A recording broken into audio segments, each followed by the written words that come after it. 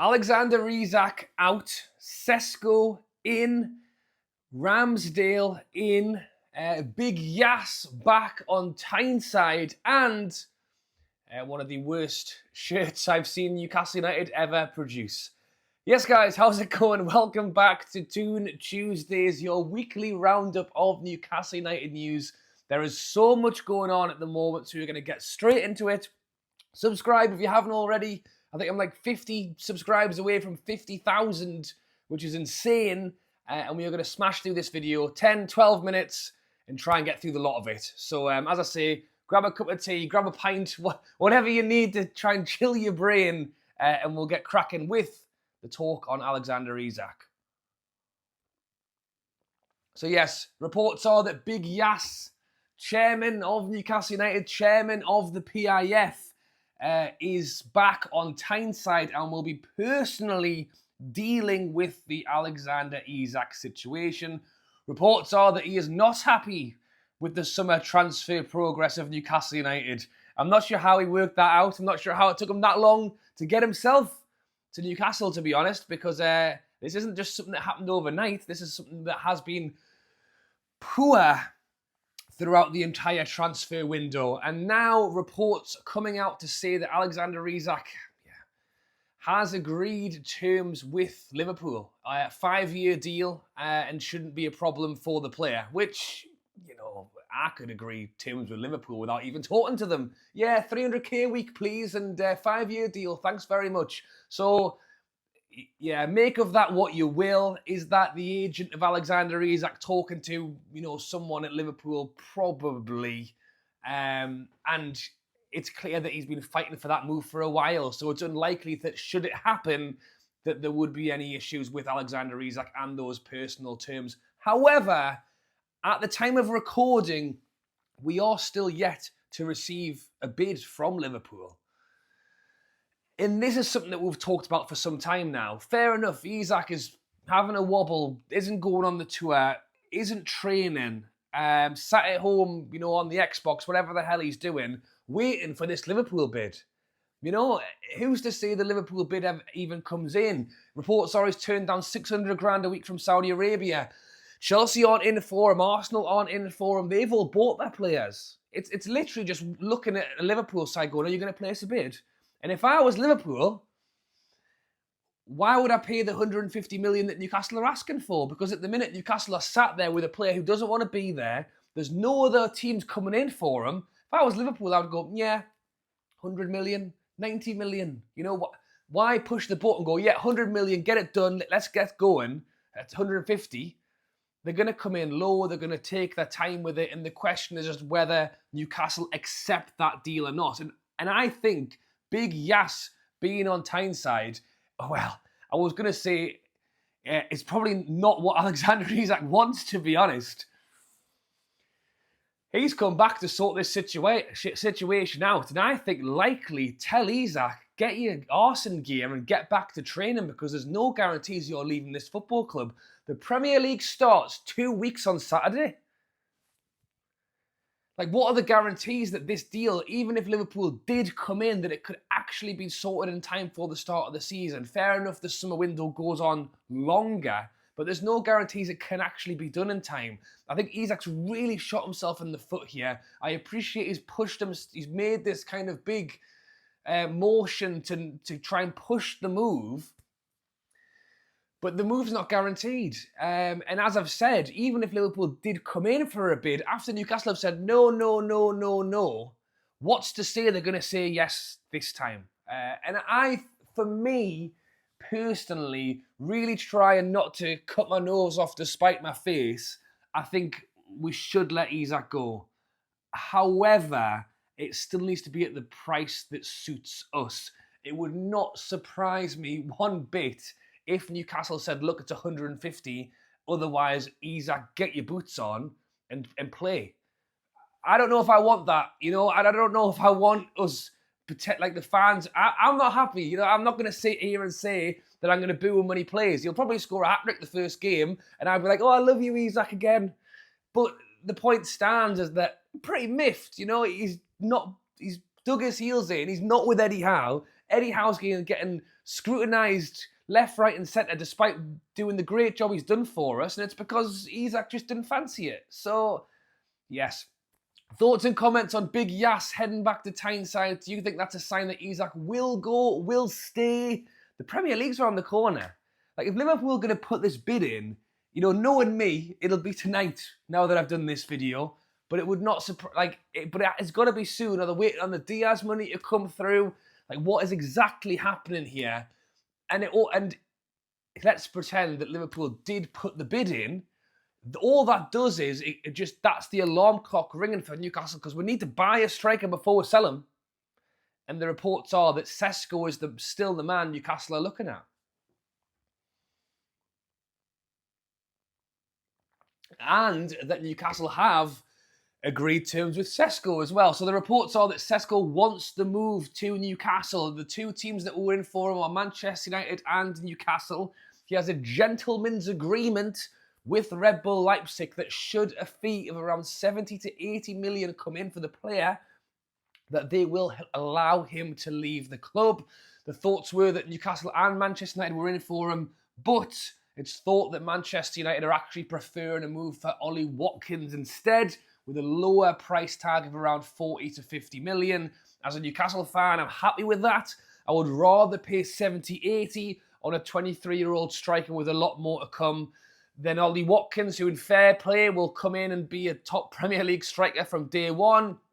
But as we hope to build our side, I think Sesko is the move. However, I would argue that even if we bought Sesko this weekend, that still doesn't allow us to just let Isak go like that. Sesko is a replacement for Callum Wilson. We have one recognised striker at the moment outside of Alexander Isak, and it's Asula. You know, he's finally getting some game time. He's had more game time this pre-season than he had all of last season. And it's because of that exact reason we do not have the depth. Meanwhile, you've got Wissa over at Brentford. He sounds like he's on strike as well. Wissa's digging his heels in over at Brentford, saying that he won't take part in the pre-season training because going to Newcastle may well be his last chance in his career to get Champions League football. Now, for me, I think if we sold Isak for 150 million and we brought in Sesko and Wissa, I don't think we can argue too much. Or I personally would not argue too much with that. I am still annoyed about the whole thing, about the whole window. But, as I've mentioned already, are both of them put together as good as Isak?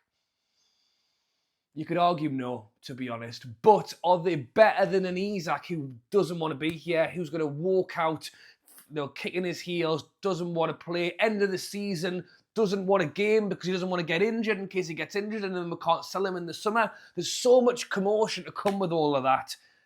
If he goes, and Wissa's, you know, he's dying for the move. Sesko's saying that Newcastle's his preference, but there's just so much work to do. And the league starts in 2 weeks on Saturday. Is that actually right? I think it is. It's a week on Saturday is a Seller Cup. So it must be, is it 2 weeks on Saturday? So we want to do all of that in 2 weeks, well, 2.5 weeks. So thoughts and comments on Sesko and Wissa, but a player that looks to may well be our next signing is not a striker. It's a goalkeeper. That's right. If you thought 6 goalkeepers was too many, get your facts right, because Newcastle are in for another one. Oh, God. Newcastle linked to bringing in Ramsdale on loan. Oh, there you go. We all knew it was going to be a big summer. In fairness to Ramsdale, we've mentioned Eddie Howe's list. He's a player that we were linked with previously. Has had a tough time of it, is now at Southampton in the Championship. And yeah, Trafford's gone to Man City. Newcastle want a goalkeeper, want depth in the goalkeeper situation. They still haven't ruled out the likes of Vlachodimos leaving, the likes of Dubravka. You know, I'm really shocked that he hasn't gone yet. I thought he was going to go and get his $1 million deal in Saudi Arabia, so I'm not sure why we've not let him go. Is it because we're waiting on Ramsdale before he leaves? Nick Pope has been linked away throughout the summer as well. Potential moves with a switch to Burnley, which obviously hasn't happened. He's been linked to Leeds as well, with his best mate Joe Longstaff's there now too. But reports are that it's a loan for Ramsdale, which may well be the right move. They reckon that Tyndall and Eddie Howe really like Ramsdale's personality. Maybe with this whole Isak situation, and a good personality in the changing room is exactly what we need. Someone with a bit of fun and a bit of joke, because it doesn't certainly feel that way on the outside looking in at the moment. So thoughts on Ramsdale down in the comments. Do I think he's a massive stretch ahead of Nick Pope? Probably not. Do I think he could be? I think at the minute, let's say they're both about here. Nick Pope's struggling with injuries, struggling with his kicking, struggling with a few things. Ramsdale, if he gets into Newcastle, gets a good setup with the centre backs, gets in the groove, I think he will be better than Nick Pope. Is it a Trafford who, in fairness, I think Trafford probably comes in not that high above Pope, but we just know he's so young and really has that potential. Ramsdale, I think, will be a far less steep curve. I think it will be better, but and that's why we've got the loan deal. Let's make it obviously a chunky fee should he come over. But if we don't like him, then maybe we've got the option to say, you know what, we're going to have another look at a different goalkeeper next summer. And if Newcastle can get that worked in, I think would be a very good move. But as I mentioned in the video, Newcastle United, and this I've joked with the shirt, but I think it's as much read the room comment as anything else. And maybe they are reading the room, because as I mentioned already, Big Yas is on Tyneside trying to sort this stuff out. So maybe he has finally got it through that he needs to get involved. The PIF need to do more. Let's have some sympathy for the admin who is posting... Oops, kicking the camera, that's how angry I am. Let's have some sympathy for the admin at Newcastle who's posting videos of Singapore, South Korea, and the fans are going... get lost, whatever. You know what? Some of the videos are nice to see. Bruno playing pool with Joe Linton on the pool table, Elanga.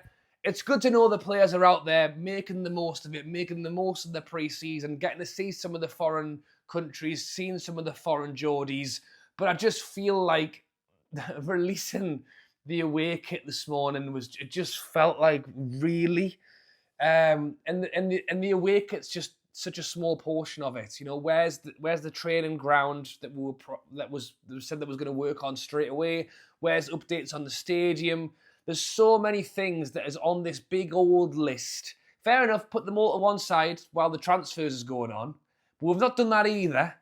And then to release a green away kit.